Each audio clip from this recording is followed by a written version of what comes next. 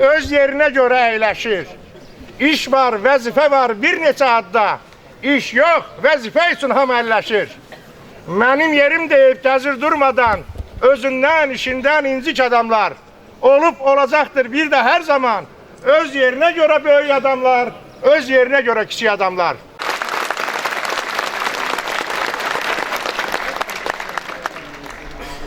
Bir de ki dünyanın her bir yerinde neçə adamların neçə yerleri yerinden oynadır belə adamlar.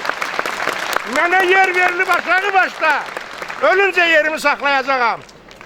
Böyük talihimi elə bu baştan aşağı yerlere bağlayacağım.